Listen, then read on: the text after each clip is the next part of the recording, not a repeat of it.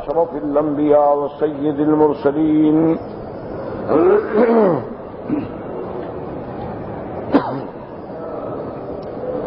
سيدنا محمد وعلى آله وأصحابه أجمعين. اللهم صل على سيدنا محمد وعلى آل سيدنا محمد كما صليت على إبراهيم وعلى آل إبراهيم في العالمين إنك حميد مجيد. أعوذ بالله من الشيطان الرجيم. بسم الله الرحمن الرحيم. ومن آياته يريكم البرق خوفا وطمعا وينزل من السماء ماء فيحيي به الأرض بعد موتها إن في ذلك لآيات لقوم يعقلون. ومن آياته أن تقوم السماء والأرض بأمره ثم إذا دعاكم دعوة من الأرض إذا أنتم تخرجون. قال المؤلف والمفسر رحمه الله تعالى: أدام النفع بعلومه وعلومكم في الدارين آمين، إلى أن قال: يقول تعالى: ومن آياته الدالة على عظمته أنه يريكم البرق خوفا وطمعا، أي تارة تخافون مما يحدث بعده من أمطار مزعجة وصوائق مطلفة، وتارة ترجون وميزه وما يأتي بعده من المطر المحتاج إليه. اب اللہ تبارک و تعالیٰ اپنی کمال قدرت کی نشانیوں سے فرماتے ہیں کہ وَمِنْ آیَاتِهِ، کیونکہ یہ بھی بعض نشانیاں ہیں، ورنہ اللہ کی نشانیاں تو ہر چیز میں موجود ہیں. وَفِي كُلِّ شَيْءٍ لَهُ آیَةٌ تدل علی انہ واحد، جیسے شاعر نے کہا کہ ہر چیز میں نشانی ہے جو اس بات پہ دلالت کر رہی ہے کہ اس کی ذات وحدہ لا شریک ہے. اس لیے اللہ فرماتی ہیں کہ میری بعض نشانیوں میں سے وہ نشانیاں جو اللہ کی عظمت پہ دلالت کرتی ہیں. اس لیے علماء فرماتے ہیں کہ جہاں اظہار عظمت ہو وہاں اللہ آسمان، فلکیات، عالم الویات کا ذکر فرماتے ہیں، اور جہاں اظہار نعمت ہو وہاں عالم سفلی اور زمین اور اس کے منافع کا ذکر فرماتے ہیں. اس لیے اللہ پاک فرماتے ہیں وَمِنْ آیَاتِهِ يُرِيكُمُ الْبَرْقَ خَوْفًا وَطَمَعًا، یہ بھی اللہ کی نشانیوں سے ہے. اللہ تمہیں دکھاتے ہیں بجلی کی چمک. تو یہ بجلی جب چمکتی ہے تو آدمی کے لیے دو کیفیتیں ہیں.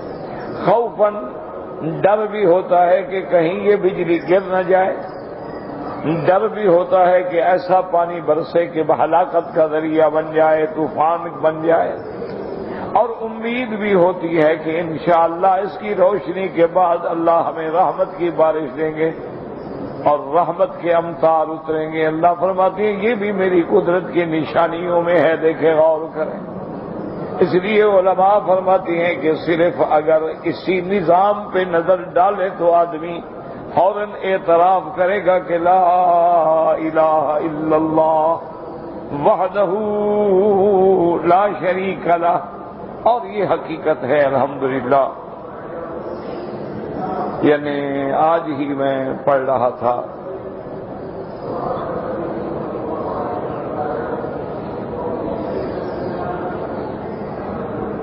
کہ 2005 یعنی ابھی 1-2 سال کی بات یورپ میں مجموعی طور پہ اللہ کی رحمت سے 5 لاکھ مسلمان، یہ ان کی رپورٹ ہے، دشمنوں کی رپورٹ ہے، اپنے دوستوں کی نہیں۔ وہ پریشان ہو گئے نہیں کیا ہو رہا ہے، ہم مسلمانوں کو مار رہے ہیں، دبا رہے ہیں، اور کارپیٹ بمبنگ ہو رہی ہے، لیکن مسلمان اور بڑھ رہے ہیں۔ یعنی پورے یورپ کے ملکوں میں 5 لاکھ انسانوں نے اسلام قبول کیا۔ صرف سوئٹزرلینڈ میں 30,000 عورتوں نے اسلام قبول کیا۔ اسپین میں 1 لاکھ آدمی اسلام لایا۔ فرانس میں اسلام اس تیزی سے بڑھ رہا ہے کہ 2-3 سال میں اس ملک کا سب سے بڑا مذہب اسلام۔ وجہ کیا ہے؟ اس میں ہماری تو سب سے بڑی بے حسی ہے، کمزوری ہے، اور دین اسلام سے دوری، کہ ہم ان کو صحیح معنی میں اسلام پیش ہی نہیں کر سکتے۔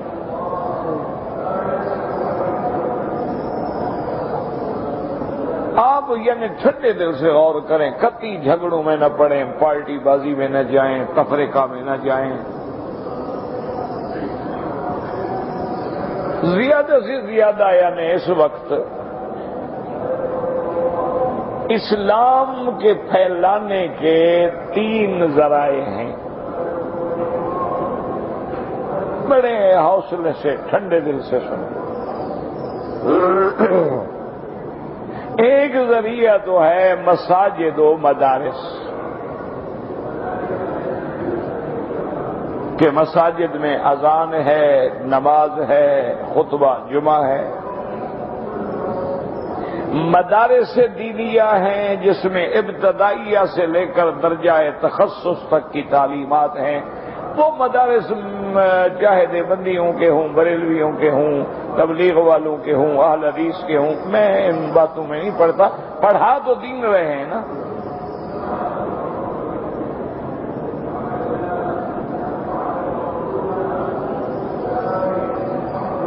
یعنی کوئی آدمی، کوئی مسلک جو ہے اس کے مدرسے میں نعوذ باللہ کو گرنتھ تو نہیں پڑھائی جاتی نا۔ وہ ایک لطیفہ ہے کہ میں ایک کراچی میں سفر کے دوران میں ایک جگہ سے گزرا، ایک بڑا بورڈ لگا ہوا تھا، وہاں میرا نام لکھا ہوا۔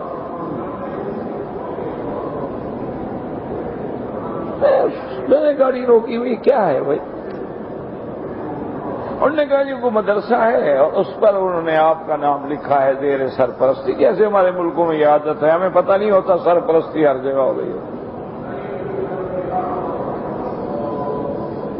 خیر اتنی بات پر بھی میرے دماغ میں الحمدللہ کوئی غلط بات نہیں آئی، لیکن اس نے پھر مجھے بتایا کہ حضرت وہ تو جو چندے کی ان کی بک ہے، رسید بک ہے، اس کے پیچھے بھی آپ کا نام لکھا ہوا۔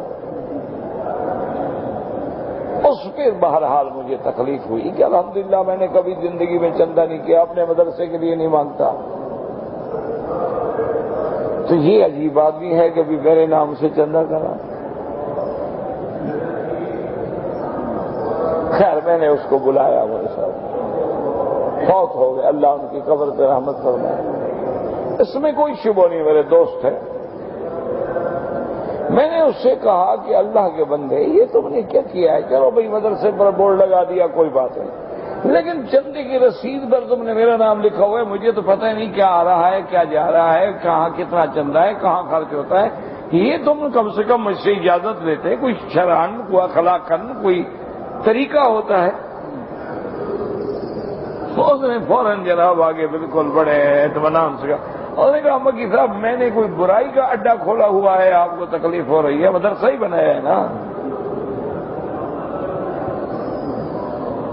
اور میں نے کہا کوئی شراب خانہ کھولا ہے، تمہاری بدنامی ہو جائے گی، ہمارے نام سے پیسے نہیں ملتے، تمہارے نام سے مل جاتے ہیں، ہم لے رہے ہیں، تو تمہیں کیا تکلیف ہے؟ میں کو گناہ کا اڈا تو کھول کے نہیں بیٹھا، میں بالکل شرمندہ ہو کے چپ ہو گیا۔ میں کیا کروں، اس کا کیا جواب دوں؟ میں کہا بابا ٹھیک ہے یار، مہربانی کرو، چلو رسیدوں پر تو میرا نام نہ لکھو، تو باقی تم جو مرضی آئے کرتے رہو۔ تو کہنے کا مقصد یہ تھا کہ اس میں نہ پڑھو کہ یہ مدرسہ کس جماعت کا ہے، کسی کا ہو، وہ گرنتھ تو نہیں پڑھا رہے ہیں نا، قرآن ہی پڑھائیں گے۔ بھائی مسائل میں اختلاف ہے، ہوتا ہے،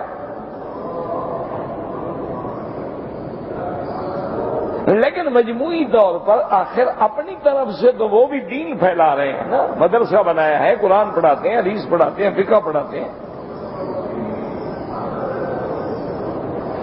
ایک ذریعہ یاد رکھ لو دماغوں میں کیا ہوا، مساجد اور مدارس، اور دعا کریں اللہ مسجد اقصی سے لے کر پورے عالم کی مساجد کی حفاظت فرمائے۔ یہ معمولی چیز نہیں ہوتی مسجد، یہ تو کافروں سے پوچھے نا کہ ان کے دل پہ کیا گزرتی ہے جب مسجد سے اذان آتی ہے۔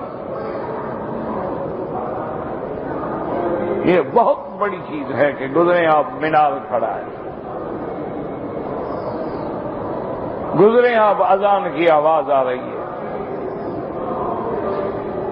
تو ایک ذریعہ یہ ہو گیا نمبر 1۔ نمبر 2 ذریعہ جو ہے دین اسلام کے پہنچانے کا، وہ ہے تبلیغ۔ یہ دوسرا نمبر ہے دین کو جاری ساری رکھنے۔ تیسرا نمبر جو ہے وہ ہے کتب دینیہ، دین کی کتابیں، کہ بعض لوگوں کو اللہ نے توفیق دی ہے وہ دین کی کتابیں لکھ رہے ہیں، کوئی نماز پہ لکھ رہا ہے، کوئی وضو پہ لکھ رہا ہے، کوئی حج پہ لکھ رہا ہے، کوئی پردے پہ لکھ رہا ہے، کوئی عظمت قرآن پہ لکھ رہا ہے، کوئی فضائل کعبہ پہ لکھ رہا ہے، کوئی فضائل درود شریف پہ لکھ رہا ہے، تو ساری دین کی بات ہے۔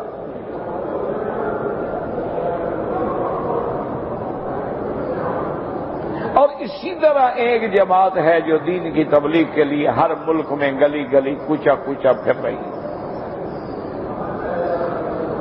یہ ہے ہمارے ذرائع۔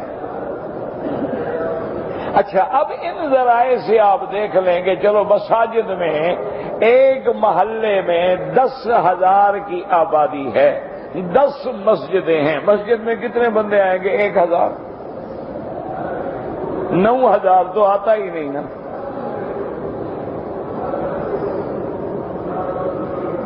اسی طرح آپ ہمارے مدارس دیکھ لیں، مدارس مثال کے طور پر سارے 1,00,000 مدرسہ لگا لیں، ہر مدرسے میں اوسطاً آپ 100 طالب لگا لیں، 1 کروڑ آدمی پڑے گا۔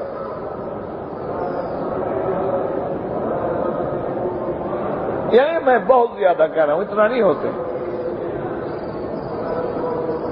اچھا، باقی رہ گئی تقریریں، تقریر میں کتنے آدمی آ جائیں گے؟ کسی کے تقریر میں 500، کسی میں 1000، کسی میں 2000، کوئی بہت بڑا نامور خطیب ہو تو اس کے لیے 5000، 10,000۔ اچھا، جو جماعتیں گلی گلی گھر گھر جا رہی ہیں وہ بھی چلو پوری اتنی عرصے کی محنت کے بعد کتنے آدمیوں کو دین پہنچائیں گے؟ 50 لاکھ، 1 کروڑ، 2 کروڑ۔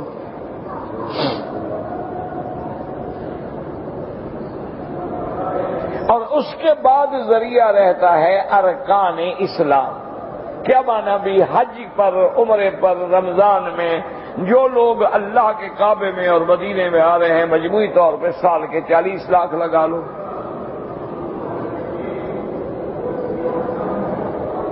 تو اب 1 ارب 30 کروڑ تو صرف مسلمان ہے نا، اور 2.5 ارب کفار ہیں۔ تو ان میں سے کتنے لوگ ہیں جن کو ہم نے دین پہنچایا؟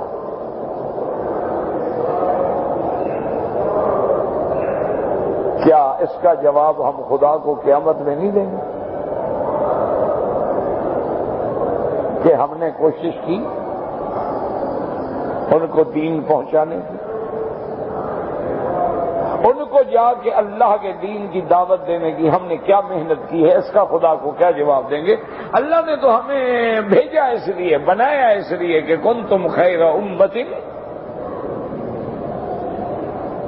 کیوں خیر امت؟ تأمرون بالمعروف وتنہون عن المنکر۔ اور اگر ہم یہ نہیں کر رہے تو اس کا مطلب کیا ہوا؟ خدا کو کیا جواب دیں؟ اچھا، بعض لوگوں کے دماغ میں ایک غلط مسئلہ بیٹھا ہوا ہے، وہ کہتے ہیں کہ جی یہ دین کی بات کرنی جو فرض کفایہ ہے، چلو ایک جماعت تو کر رہی ہے نا، جیسے کہ نماز جنازہ فرض کفایہ ہے۔ اگر مثلا 200 آدمی ہم بیٹھے ہیں، 100 آدمی نے پڑھ لیا، 100 نے نہیں پڑھا، تو گناہ گار نہیں ہوں گے کہ فرض کفایہ ادا ہو گیا۔ لیکن وہ تو ادا ہو گیا، یہ تو ادا نہیں ہوا، تو یہ کفایہ کیسے ہے؟ بات کو سمجھیں، دماغ میں رکھیں۔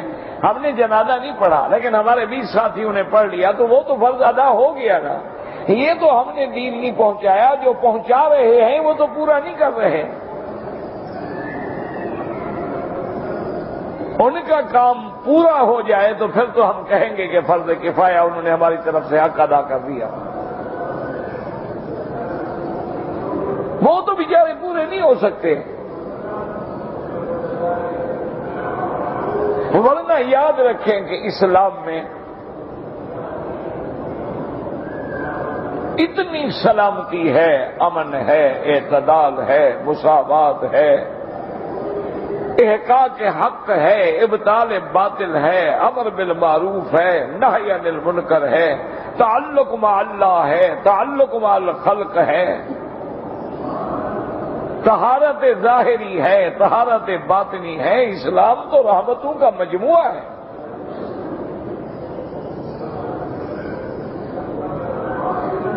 ضرورت اس بات کی ہوتی ہے کہ کوئی بات سمجھانے والا ہو، دعوت دینے والا ہو۔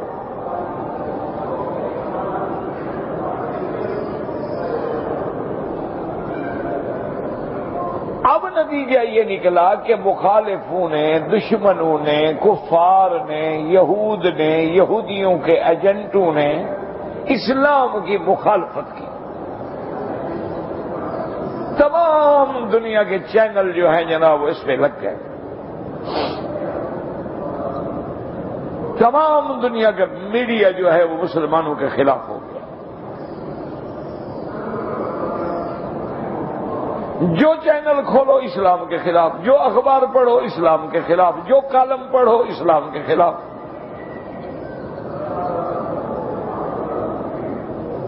انہوں نے کارٹون بنائے، انہوں نے جوتے کے نیچے، تلے کے نیچے لفظ اللہ لکھا،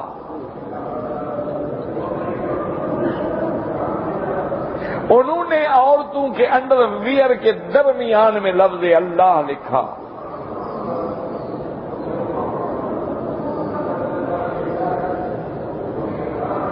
انہوں نے اللہ کے قرآن کو گٹروں میں پھینکا۔ انہوں نے کعبۃ اللہ اور مدینہ منورہ کی تصویریں کارپٹوں پہ لگا کے حمام کے دروازوں پہ رکھی کہ اس کی جوتیوں کے ساتھ گزرو اس کے اوپر۔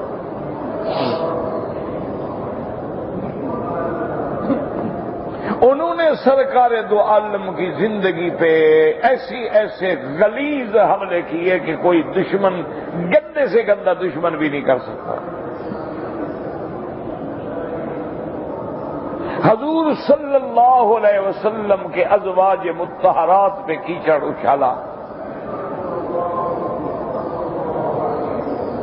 حضور صلی اللہ علیہ وسلم کے صحابہ کو ہدف بنایا۔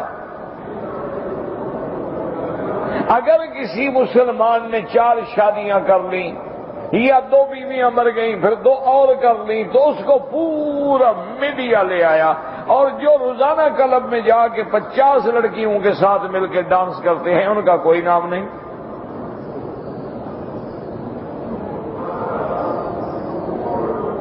لیکن وہ تو اپنی دشمنی کی آخری حدوں پہ چلے گئے۔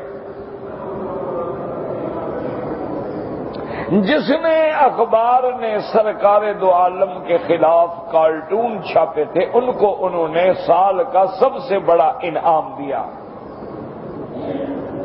کیا مانا؟ تاکہ کوئی اور بھی ترقی کرے نا، اور آئے میدان میں.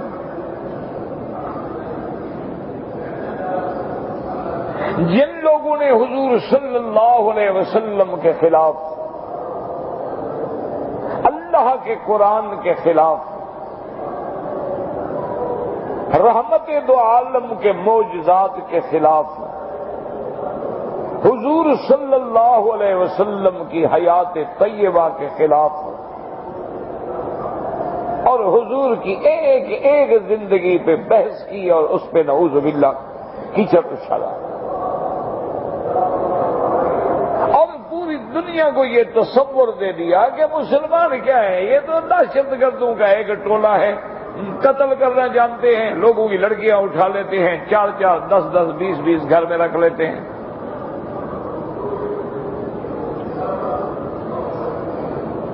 اور اگر ان کے مزاج کے خلاف کوئی عورت چلے تو اس کو کاری کاری بنا کے قتل کر دیتے ہیں.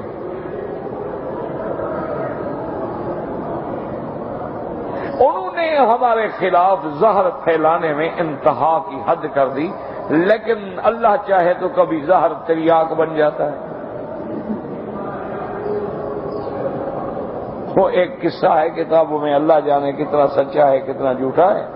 ایک آدمی حکیم اجمل خان مرحوم کے پاس آئے، انہوں نے کہا جی ہمارا بیٹا ہے بیمار ہے. انہوں نے دیکھا، انہوں نے کہا بھائی بس گھر لے جاؤ، اللہ تو قادر ہے اس کو شفا دے دے ورنہ یہ بچ نہیں سکتا.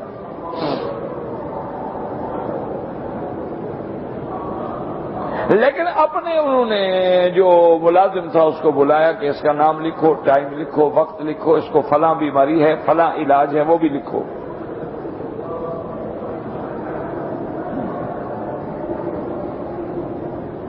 انہوں نے کہا ٹھیک. وہ بیچارے مریض کو لے کے چلے گئے. اس زمانے میں نہ کوئی ایمبولینس ہوتی تھی، نہ گاڑیاں ہوتی تھی، چارپائی پہ اٹھا کے چل.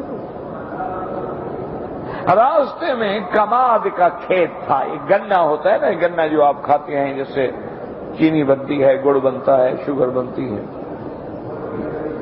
اس مریض نے کہا کہ بابا یہ مرنا تو ہے، میرا دل کر رہا ہے مجھے کوئی گنے تو کھلاؤ تھوڑا بہت، مرنا تو میں نے ہے. انہوں نے چارپائی رکھ دی، گنے والے کے پاس گئے. اس نے کہا یار کوئی بات نہیں، توڑ لو 2 4 5 جتنا چاہو توڑ لو، اتنا بڑے کھیت میں کیا کمی آ جائے گی. گنا توڑا، صاف کیا، اس کو چھوٹے چھوٹے بیچاروں نے ٹکڑے بنائے کہ مریض ہے وہ تو غریب کھا نہیں سکتا تھا. کچھ اس طرح بنا دیا، کچھ پانی نکال کے پلایا. وہ گھر جاتے جاتے کچھ سنبھل گیا، طبیعت میں نشاط آنا شروع ہوا. اس نے کہا یار اور گنے میں ہوا، اور ساری رات رس پلاتے رہے. صبح کو اٹھ کے بیٹھ کے 8-10 دن کے بعد کمزوری بھی ختم ہو گئی. وہ مریض کو لے کے غصے میں اجمل خان مرحوم کے پاس پہنچ گیا کہ بڑا حکیم بنتا ہے، کہتا ہے مر جائے گا، دیکھو ٹھیک ہو گیا کہ نہیں ہو گیا.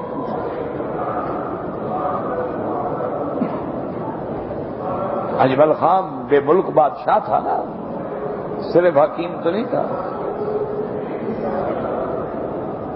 اس کے پاس گئے، انہوں نے کہا کہ حکیم صاحب آپ نے تو ہمارے نوجوان بچے کو کہہ دیا کہ مر جائے گا، دیکھو تمہارے سامنے کھڑا ہے، ٹھیک ٹھاک ہے، بھاگ رہا ہے.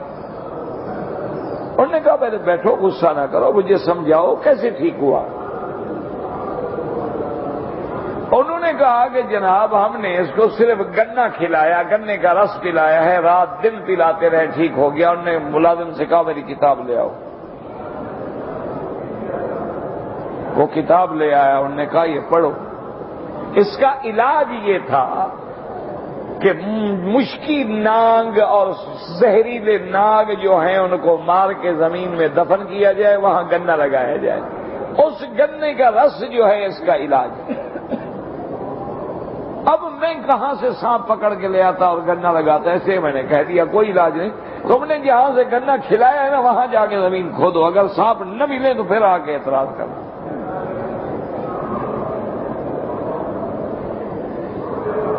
انہوں نے جا کے کھودا تو نیچے سارے سانپ بچھو مرے ہوئے تھے. لوگوں نے کہیں دفن کر دیے تھے، اوپر گڈھا لگ گیا۔ اب یہ انتظام تو اللہ نے کر دیا نا، بندہ تو نہیں کر سکتا۔ تو وہ زہر تھا، لیکن اس کے لیے تریاک بن گیا۔ ہمارے خلاف، اسلام کے خلاف جو زہر اگلا نا انہوں نے، وہ اسلام کے لیے تریاک بن گیا۔ لوگوں کے دلوں میں، دماغ میں آیا کہ روز جو سارا اسلام اسلام اسلام، پڑھو تو صحیح اسلام کیا ہے، پڑھو تو صحیح قرآن کیا ہے، پڑھو تو صحیح سیرت محمد مصطفیٰ کیا ہے، پڑھو تو صحیح صحابہ کون ہیں، پڑھو تو صحیح سیدنا صدیق کی زندگی کیا ہے، عمر فاروق کی زندگی کیا ہے، کیسے انہوں نے فتوحات کیے۔ جب انہوں نے اسلام پڑھا، کتابیں پڑھی، دھڑ دھڑ اسلام قبول کر لیا۔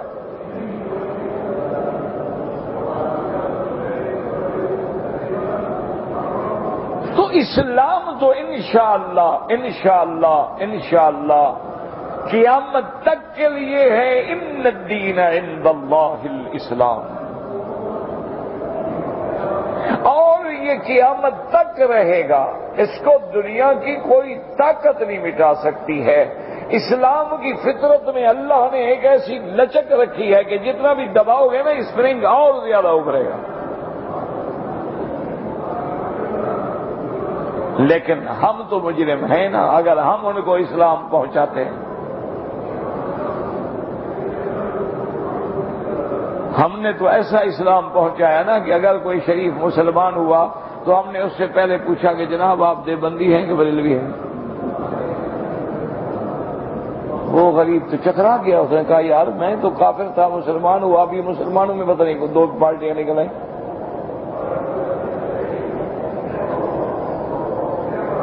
اگر وہاں سے کوئی مسلمان ہوا، دین کی تبلیغ کے لیے نکلا، اللہ کے دین کے لیے اپنا گھر چھوڑا، وطن چھوڑا، بچے چھوڑے، کرایہ بھرا، ٹکٹ خود بھری، مسجدوں میں زندگی گزاری، دوسرے ہمارے پہنچ گئے، انہوں نے کہا خیال رکھنا یہ اللہ کے نبی کو نہیں مانتے، یہ تو وہابی ہیں، نکالو ان کو مسجدوں سے۔ تو کافروں نے کہا یار اچھی بات ہے، وہ کہتے ہیں اسلام لے آؤ، یہ کہتے ہیں کافر ہیں۔ تو جو کام ہو رہا تھا وہ رک گیا۔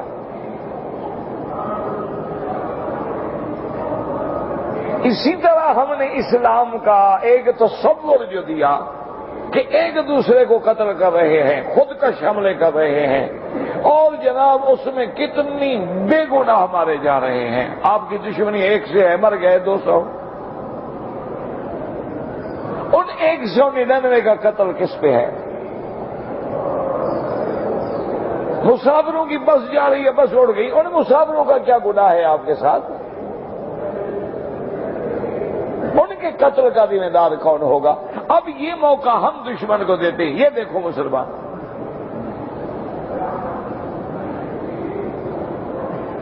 یہ دیکھو مسلمان، تو یہ تو ہم ان کو موقع فراہم کر رہے ہیں ہمارے خلاف باتیں کرنے کا۔ اگر ہم ان کو اسلام کی صحیح تصویر پیش کرتے کہ بلال تڑپ تو رہا ہے، لیکن کمزور سے کمزور آدمی بھی اٹھ کے 1 تھپڑ تو مار سکتا تھا نا امیہ بن خلف کو، وہ بعد میں ٹکڑے کر دیتے۔ سرکار دو عالم جب گزرتے ہیں اور صحابہ پہ ظلم ہو رہا ہے تو اللہ کے نبی بھی کہہ دیتے نا اللہ کے بندے کیوں ظلم برداشت کر رہے ہو، مار دو یا مر جاؤ۔ حضور فرماتے ہیں صبرن صبرن صبرن یا آل یاسر، صبر صبر۔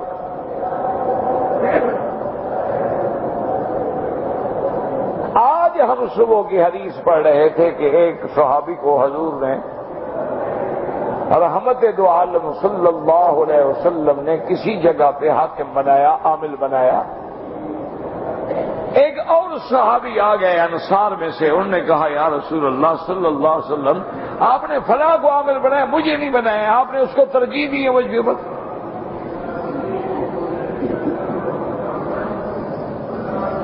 حضور نے فرمایا نہیں، تم نے ترجیح دیکھی نہیں، تم تو اگلے زمانے میں دیکھو گے، میں تو اللہ کا نبی ہوں، میں تو عدل کرتا ہوں۔ میں نے تو جس کو بنایا اس کا مستحق ہے. لیکن آنے والے زمانے میں دیکھو گے کہ لوگ زکوٰۃ بھی دیں گے تو اپنوں کو دیں گے, چندہ بھی دیں گے تو اپنی جماعت کو دیں گے, دوسری جماعت کو چندہ دینا بھی حرام ہے. نماز بھی پڑھیں گے تو اپنی مسجد میں نہیں, چھوڑو ادھر نہ جانا, وہ دوسری پارٹی کی مسجد ہے. وہ مسجد خدا کی ہوتی ہے, پارٹی کا کیا مطلب؟ بھائی مسجد تو اللہ کی ہوتی ہے نا, ان المساجد للہ. میں نے آپ کو پہلے بھی ایک دفعہ سے سنایا تھا, کراچی میں نماز جا رہی تھی, میں جلدی سے ایک مسجد میں چلا گیا, 3-4 آدمی تھے, ہم نے جماعت کی. وہ شاید بریلوی حضرات کی مسجد تھی. میں نماز پڑھ رہا ہوں اور سارے اکٹھے ہو رہے ہیں, حیران کھڑے ہیں, یار وہ ادھر کیسے آ گیا؟ میں نے سلام پھر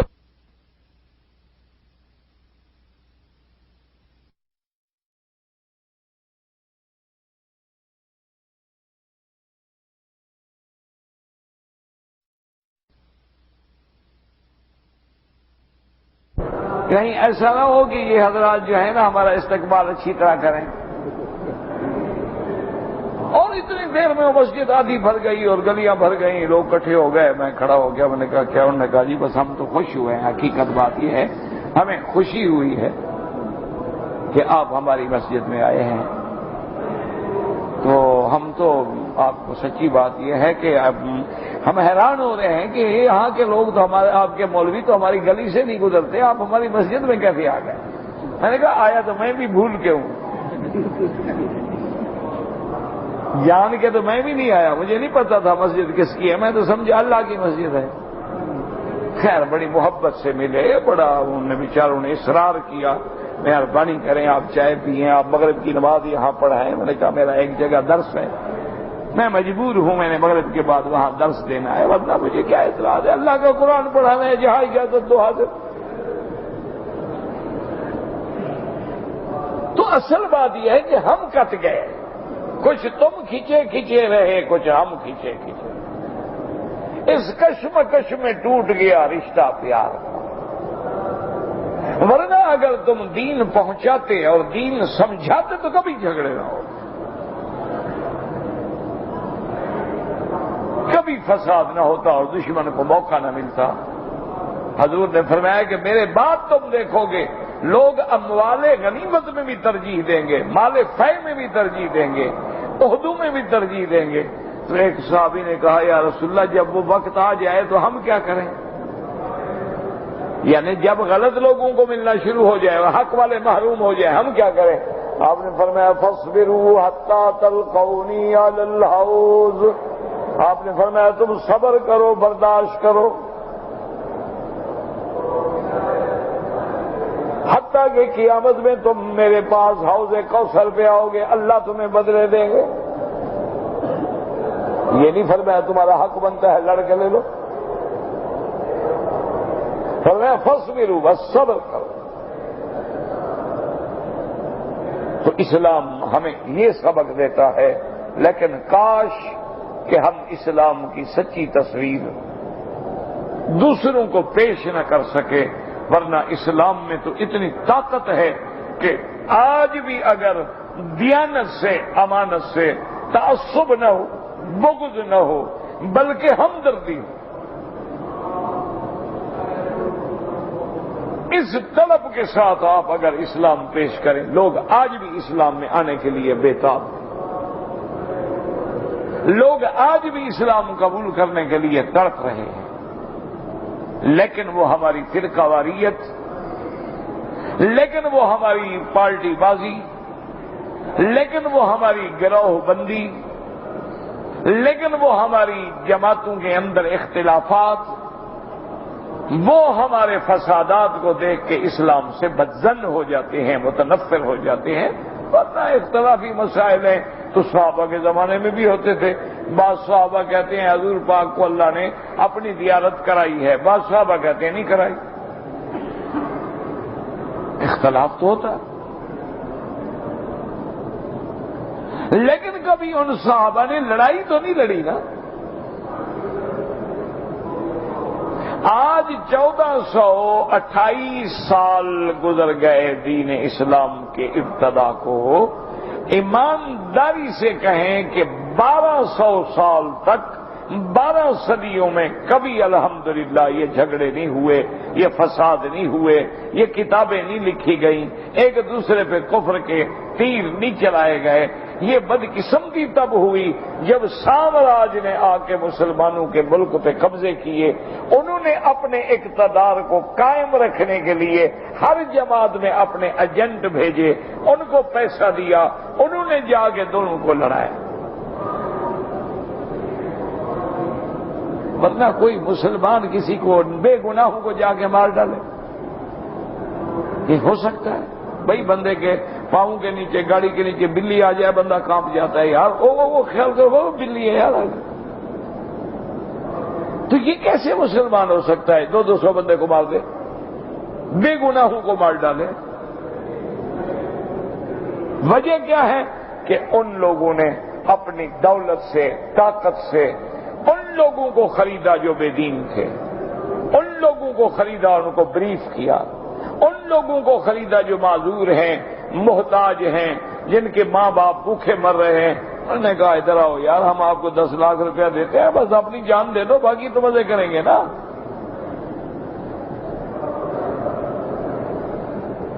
ورنہ کوئی عقل والا آدمی، کلمہ پڑھنے والا آدمی، مسلمان آدمی کبھی ہو سکتا ہے کہ وہ اسی طرح سیدنا علی اور بی بی عائشہ کو لڑایا گیا، اسی طرح سیدنا علی اور حضرت معاویہ کو لڑایا گیا، اسی طرح حضرت حسین اور یزید کو لڑایا گیا. یہ تاریخ اپنے آپ کو دہراتی چلی آ رہی.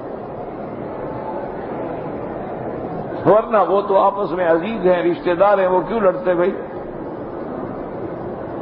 وہ تو اچھا، پھر دونوں کو کوئی غرض نہیں ہے اقتدار کی،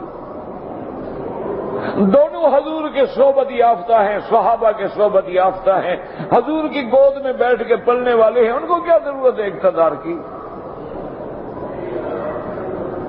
ان کو تو بغیر اقتدار کے دنیا چومنے کے لیے تیار ہے کہ اولاد رسول ہیں. ادھر خط بھجوائے، جب پہنچ گئے تلواریں اٹھا لیں. یہی آج ہو رہا ہے. کسی جگہ یہودیت ہے، کسی جگہ وثنیت ہے، ہر جگہ پس پردہ کفر ہے، اور وہ اپنی طاقت جو ہے، دولت ہے، عورت ہے، شراب ہے، ہر برائی جو ہے وہ دینے کے بعد نوجوانوں کو گمراہ کرتا ہے. اور اس کے 2 فائدے ہوتے ہیں، دونوں طرف مریں گے تو مسلمان، بدنام ہوگا تو اسلام.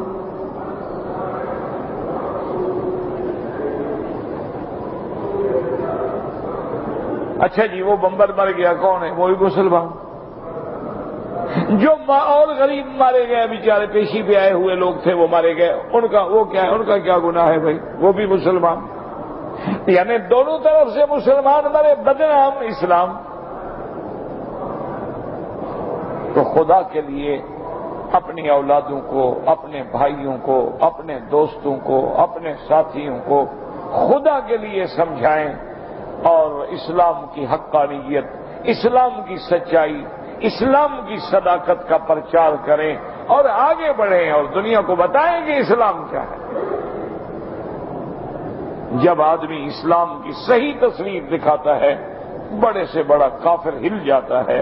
اس لیے یہ وجہ ہے کہ 1-2 سالوں کے اندر، یعنی اندازہ کریں کہ 5 لاکھ آدمی کافر اسلام قبول کر لیں. آپ نے پڑھا نہیں ہے کہ مائیکل جیکسن جو سب سے بڑا پاپ سنگر ہے، بڑا بدنام قسم کا آدمی ہے، اس کا بھائی مسلمان ہو گیا. اس نے اپنے بھائی سے کہا تم نہیں بچ سکتے برائیوں سے جب تک اسلام قبول نہیں کرو گے. اسی طرح آپ دیکھیں جی، کرکٹ کھیلنے والا ہے، کافر ہے، عیسائی ہے، مسلمانوں میں. اب ماشاءاللہ اتنی داڑھی ہے، ہمارے مولویوں سے بھی زیادہ اس کے چہرے پہ نور ہے. گانے والا ہے، گلوکار ہے، میرے ساتھ حج کیا اس نے کئی دفعہ، عرفات میں ہمارے ساتھ ہوتا تھا. میں نہیں جانتا، لوگ کہتے ہیں کہ جی وہ بھی تھا حج میں اور آپ کے کیمپ میں تھا، ہوگا، ملا بھی ہوگا، لیکن میں ذاتی طور پہ نہیں جانتا کہ یہ آدمی ہے۔ اللہ نے دین کے لیے چن لیا، آج داڑھی ہے، پورے عالم میں دین کی دعوت دے رہا ہوں۔ اچھا خدا کی شان دیکھیں، امتحان آ گیا، امتحان آ گیا اس غریب کے لیے کہ جن فلموں میں وہ گانے دیتا تھا انہوں نے اس کو 30 کروڑ کی آفر کی ہے کہ ہمارے یہ 10 گانے ہیں، یہ البم پورا کر دو، 30 کروڑ لے لو۔ اللہ کی طرف سے امتحان آ گیا نا کہ اسلام پہ رہتا ہے کہ 30 کروڑ کی طرف جاتا ہے۔ اس نے کہا تم 30 کروڑ کہتے ہو نا، 30 ارب دے دو تو اب یہ گندے گانے میں نہیں گا سکتا۔ ہاں حضور پاک کی کوئی نعت کا ہو تو میں گا دوں گا۔ 30 کروڑ پہ لات مار دینی، تمہارے پاس ہے کوئی مولوی 2000 چندے کو تو لات مار کے دکھائے؟ نہیں، ایسے ناراض ہونے کی کیا بات ہے؟ میری برادری ہے، میں اپنی برادری کا گلہ کر رہا ہوں، تمہارا تو نہیں کر رہا ہوں۔ اس کو بلائیں گے، آپ 10,000 پیش کریں، مجالے کبھی پوچھے کہ قبلہ یہ حلال کا ہے حرام کا ہے، کہاں سے دے رہے ہو؟ پیر صاحب آئیں، نذرانہ پیش کرو، سبحان اللہ، مرید پہ ہاتھ پر رکھیں گے، ماشاء اللہ ماشاء اللہ، آپ کے لیے خاص دعا کروں گا۔ دعا تو جب لگے گی، ابھی تو اس کا کھانا خراب کر دیا، جو کچھ تھا وہ گھر کا لے کے جا رہے ہو، دعا تو تمہاری پہنچ جائے گی۔ یہ نہیں پوچھا پیر صاحب نے کبھی تم جوا کھیلتے ہو، شراب بیچتے ہو، سور کھاتے ہو، رشوت کھاتے ہو، کہاں سے پیسے دے رہے ہو؟ یہ نہیں پوچھا۔ وہ ایک گانے والا ہے، سنگر ہے، ساری زندگی اس کو پرفارمنس کرتے ہوئے گزر گئی، لڑکیوں کے ساتھ گا رہا ہے، ناچ رہا ہے، کیا کر رہا ہے۔ اللہ نے دین پہ لگا دیا، وہ کہتا 30 کروڑ پہ لعنت بھیجو، میں نہیں گندے گانے گاؤں گا۔ تو یار ہم سے تو وہ اچھے ہوئے نا، سچی بات کریں، ہم جو مولوی بیٹھے ہیں دین کے ٹھیکیدار، ہم سے تو وہ تو اچھا۔ ایک اور آدمی ہے، وہ بھی گانے والا ہے، اچھا جانتا وانتا میں اس کو بھی نہیں ہوں،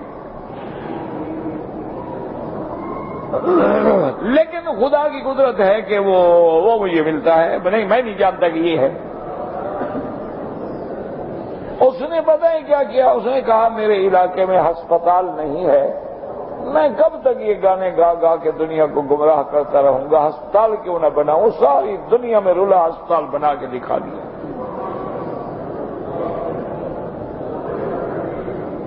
اب اس سے لاکھوں مریض مستفید ہوں گے، پتہ نہیں کتنے مریضوں کے دل سے دعا نکلے گی اس کی ہدایت کے لیے۔ ہم سے تو پھر وہ اچھا ہوا۔ اس لیے ہمیشہ یاد رکھیں کہ اسلام ایک دین عالمی ہے، اسلام دین دائمی ہے، اسلام مساوات و عدل کی ایک حقیقی تصویر ہے، اسلام سلامتی کا دین ہے، ایمان امن کا مجموعہ ہے۔ لیکن کاش ہم اسلام کی صحیح تصویر لوگوں کو دکھا سکتے تو آج لوگ اسلام میں آ جاتے اور آج دھڑا دھڑ آ جاتے۔ لیکن ہم بعض لوگ جو ہیں وہ تو اس لیے بھی کمر توڑ کے بیٹھ گئے کہ آپ عیسیٰ علیہ السلام آئے گا تو بھگتے گا، ہمیں کیا ہے، چھوڑو یار، تم کھاؤ پیو جھوٹ بولو، مکے میں رہو، حرم میں رہو، کبھی بکریوں کے پیسے لے کے کھا جاؤ، کبھی لوگوں کے دم ہضم کر جاؤ، کبھی حج بدل کے نام پر لوگوں کو لوٹ لو، کبھی جھوٹے خواب سنا کے لوگوں کو لوٹ لو، کبھی حرم میں رہتے ہوئے ماشاءاللہ کوئی سگریٹ بیچتا ہے، کوئی حرام بیچتا ہے، کوئی کیا بیچتا ہے، کوئی دھوکہ دیتا ہے، کوئی تصویریں بدلتا ہے، کوئی ایجنٹیاں کرتا ہے، سارے سبحان اللہ مکے میں عاشق رسول اللہ ہیں، کملی والے کا کرم ہے، صحیح انہوں نے ہمیں بلایا۔ ابو جہل کو کس نے رکھا تھا یہاں رہنے سے ابو جہل کو کوئی فائدہ ہو گیا؟ ہاں ٹھنڈے دل سے سوچو، ابو جہل مکے میں پیدا ہوا کہ نہیں؟ زمزم پیتا تھا، طواف، حج، کیا جنت میں جائے گا؟ کیا خیال ہے آپ کا؟ ابی لہب، عتبہ، عتیبہ، شیبہ، ربیعہ، ولید بن المغیرہ، یہ سارے جو کفر کے تھمب تھے، کفر کے وڈیرے تھے، کفر کے گودے تھے، یہ سارے مکے کے تو تھے. انہوں نے تو خدا کا کعبہ بنایا، تم نے تو کبھی مسجد میں اینٹ ہی نہیں رکھی. لیکن وہ سارے جہنم میں گئے. تو اس لیے یہ بات خیال نہ کیا کرے میں مکے میں رہتا ہوں. بندے بن کے رہتے ہو تو ٹھیک ہے، اگر کھوتے بن کے رہتے ہو تو کیا فائدہ ہے؟ جیسے بزرگوں نے کہا ہے کہ خرے عیسیٰ اگر مکہ رود ہنوز خر باشد، کہ عیسیٰ علیہ السلام کے گدھا کو لے جاؤ مکہ شریف 10 سال باندھ لو، بندہ نہیں بنے گا، گدھا ہی رہے گا. تو خدا کے لیے اپنی زندگیوں کو بدلنے کی کوشش کریں، اسلام کی طرف آئیں، دین کی طرف آئیں، فرقہ واریتوں کو ختم کریں. چھوٹے چھوٹے مسائل ہیں، چھوٹے چھوٹے فروعی معاملات ہوتے ہیں، اس پہ لڑائیاں ہیں. کبھی آمین پہ لڑائی ہے، کبھی ہاتھ اٹھانے پہ لڑائی ہے، کبھی ٹانگیں کھولنے پہ لڑائی ہے. یہ کوئی بات ہے؟ اعلیٰ اولا کے مسئلے ہیں، اللہ سب کی حاضری قبول فرمائے. سارے علماء مل کے اس پہ محنت کرو جو باہر کھڑا ہے اور نماز کے لیے اندر ہی نہیں آتا. جو آ گیا ہے وہ آ گیا ہے، لیکن یہ توفیق بھی اللہ کی طرف سے ہوتی ہے. اللہ جس کو چاہیں دے دیں. یعنی آپ حیران ہوں گے، آج بھی آپ جائیں، مظفر آباد میں جائیں، باغ جائیں، کشمیر جائیں، آپ ان علاقوں میں جائیں جہاں زلزلے آئے ہیں، وہاں جا کے پوچھیں کہ کیسے کیسے لوگوں نے ان کی مدد کی. وہ تو بیچارے آج بھی محتاج ہیں، آج بھی برف پڑ رہی ہے اور کپڑے خیمے کے کپڑے ہیں، کوئی پھٹ گیا ہے، کوئی ٹوٹ گیا ہے، بڑے. ہم یہاں مزے سے 10 کھانے کھا رہے ہیں، آدھا کھاتے ہیں، آدھا پھینک دیتے ہیں. 10 کھانے کھا کے آئیں، گزر رہے ہو، یار ایک سینڈوچ پکڑنا ہے، ایک بکسی کا ڈبہ بھی لے آنا تاکہ انگریز کی نقل تو ہونا، ایک ہاتھ میں سینڈوچ ہو، ایک میں ڈبہ ہو، صاحب جا رہے ہیں. فقہا لکھتے ہیں جو بندہ بازار میں چلتے ہوئے کھائے اس کی شہادت بھی قبول نہ کرو.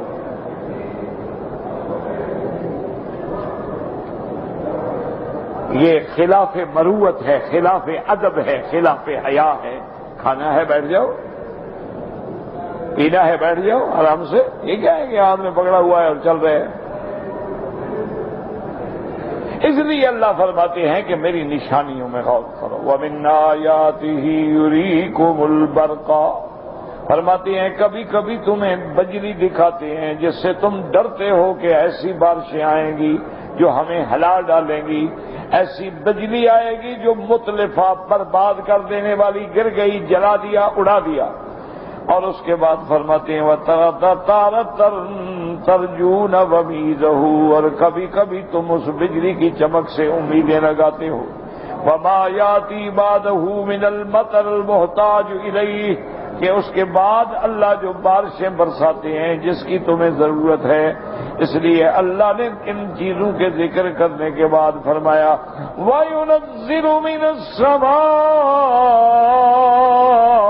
مَاءً فَيُحْيِي بِهِ الْأَرْضَ بَعْدَ مَوْتِهَا إِنَّ فِي ذَلِكَ لَآيَاتٍ لِقَوْمٍ يَعْقِلُونَ. اب جناب اللہ کے قرآن میں ذکر کریں، غور کریں. پہلے اللہ نے فرمایا تھا وَمِنْ آيَاتِهِ أَنْ خَلَقَكُمْ، اور جب انتہا ہوئی تھی فرمایا تھا إِنَّ فِي ذَلِكَ لَآيَاتٍ لِقَوْمٍ يَتَفَكَّرُونَ، کہ اس میں نشانیاں تو ہیں لیکن اس کے لیے جو سوچتے ہیں. کیونکہ میاں بیوی کے تعلقات، انسان کی تخلیق، پھر مادے سے کبھی لڑکی کبھی لڑکا پیدا ہونا، یہ فکر کے ساتھ تعلق رکھتا ہے.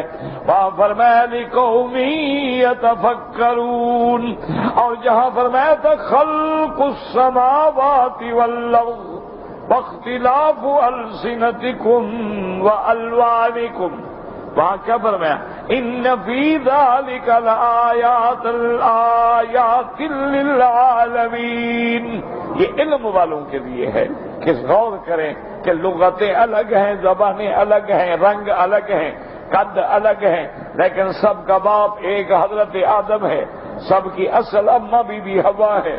اور اس کے بعد فرمایا تھا وَمِنْ آیَاتِهِ مَنَامُكُمْ بِاللَّيْلِ وَالنَّهَارِ وَإِبْتِغَاؤُكُمْ مِنْ فَضْلِهِ، رات اور دن کا نظام، تیرے سونے کا نظام، تیرے دنیا میں معاش حاصل کرنے کا نظام۔ اس کے بعد کیا فرمایا تھا ان فی ذالک لآیات لقوم یسمعون، کہیں فرمایا یتفکرون، کہیں فرمایا آیات للعالمین، اور کہیں فرمایا لآیات لقوم یسمعون۔ اور اس آیت کے بعد جو ہم نے آج پڑھی ہے کہ اللہ بجلی بھی دکھاتے ہیں، اس میں طمع بھی ہے، امیدیں بھی ہیں، ڈر بھی ہے، خوف بھی ہے، پھر آسمانوں سے پانی برساتی ہیں، پھر مردہ زمینوں کو زندہ کرتی ہیں۔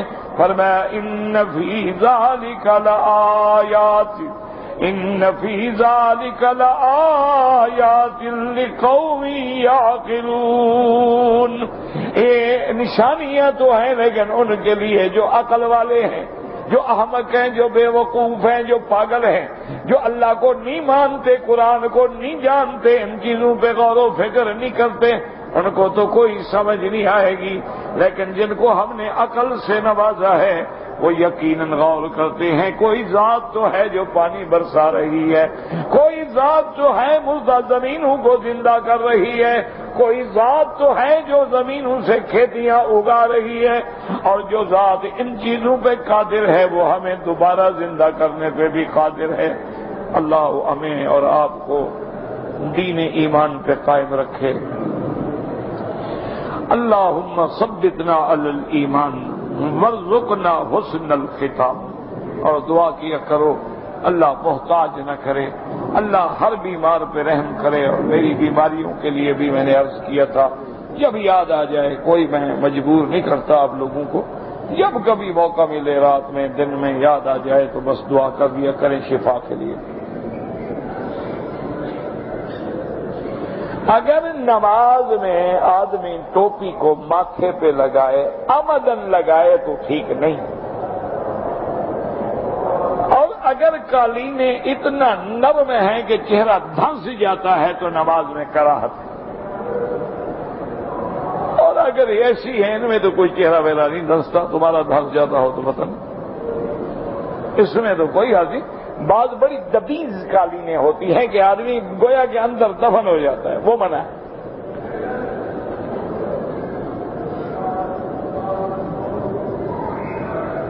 اگر کوئی آدمی مدینہ منورہ کے لیے روانہ ہوا ہے، ابھی وہ تنعیم پہنچا ہے، نماز کا وقت ہو گیا پوری پڑے، جب تک حدود سے نہ نکلے، ابھی تو نہیں نکلا نا وہ شہر سے، تنعیم تو شہر ہے، اس کے آگے کم از کم نوریہ تک آبادی ہے ساری، اور شاید اس سے بھی اور آگے ہے۔ جب آدمی اپنے حدود شہر سے نکلے گا تو سفر شروع ہوگا۔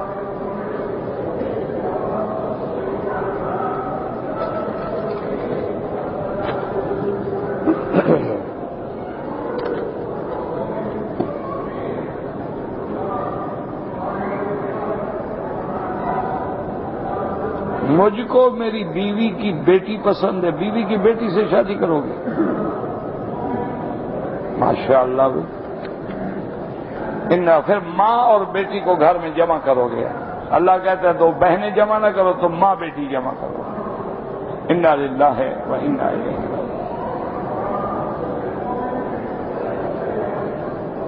تمہارے مسئلے کا بڑا آسان حل ہے، کسی بلوچ کے پاس جاؤ، اس کو کہو کہ بھئی بلوچی فیصلہ کرو، وہ تمہارا ٹھیک ٹھاک مسئلہ تمہیں سمجھا دے گا۔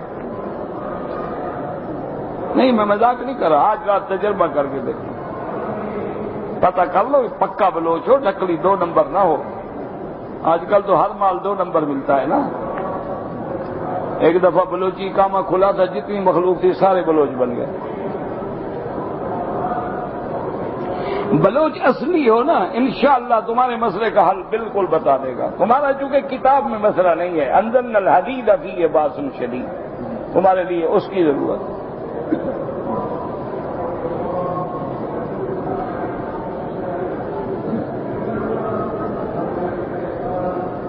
کہتے ہیں جی نوح علیہ السلام کے طوفان میں سب مسلمان بچ گئے تھے، پھر کافر کہاں سے؟ ان کی آگے اولادیں ہوئی، کوئی کافر ہوئے کوئی مسلمان، یہ کوئی بات ہے؟ نوح علیہ السلام کی اولاد جو پھیلی تو پھر ان میں بھی فرقے بنتے گئے۔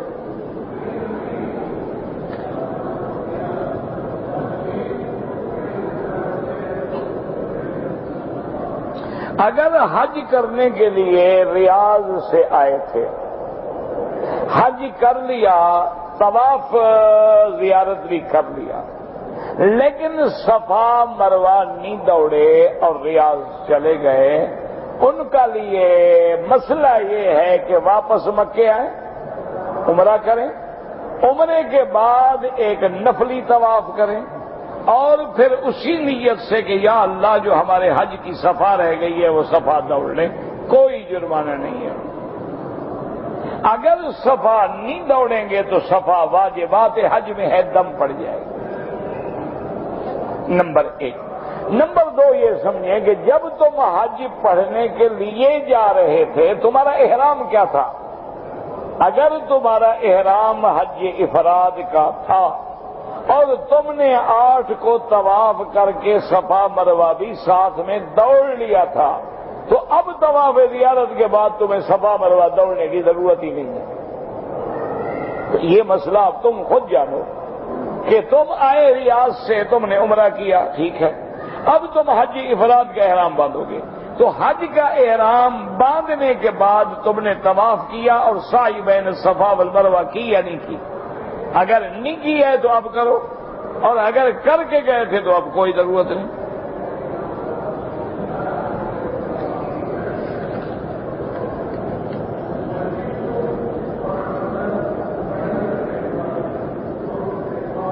کہتے جی کہ آج کل ایک رواج ہے کہ جب لڑکیوں کی شادی ہوتی ہے تو پہلے لوگ منگنی ہوتی ہے، پھر مہندی کی رسم ہوتی ہے، اور سب کی الگ الگ دعوتیں ہوتی ہیں۔ یہ ساری بدعات ہیں اور ہندوؤں کی رسمیں ہیں، ان کا اسلام سے کوئی تعلق نہیں کہ وہ مہندی لگانے آئیں گے اور وہ جناب گانے گائیں گے اور ساری رات ہلا گلا ہوگا، اور نعوذ باللہ فیشن پریڈ ہوگی، تمام لڑکیاں میک اپ سنگار کر کے غیر مردوں کے سامنے کھڑی ہوں گی، یعنی مارکیٹ لگی ہوتی ہے ماشاءاللہ کہ جس نے جو چاہنا ہے بتاؤ کیا خریدو گے۔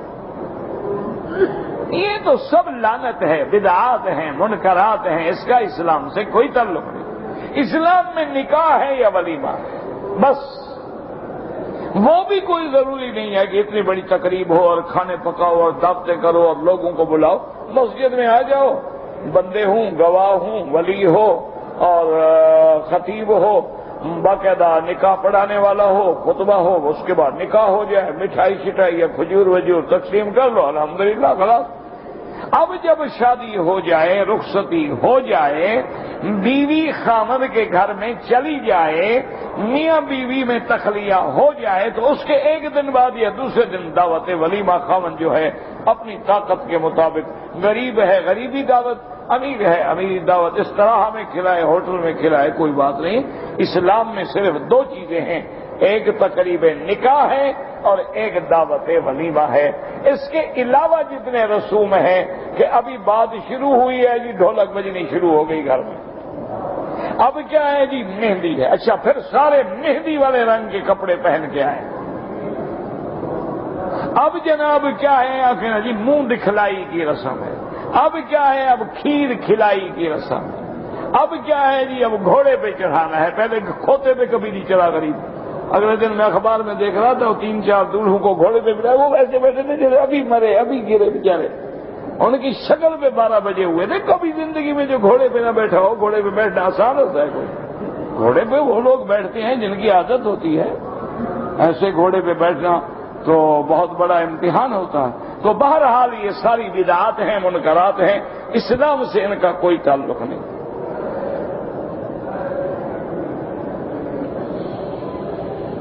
میری بہن نے اپنے شوہر کے انتقال کے بعد ارادہ کیا تھا کہ کسی مسجد کی ٹینکی کے لیے 500 ریال میں خیرات کروں گی تاکہ میرے شوہر کو ثواب ہوتا رہے۔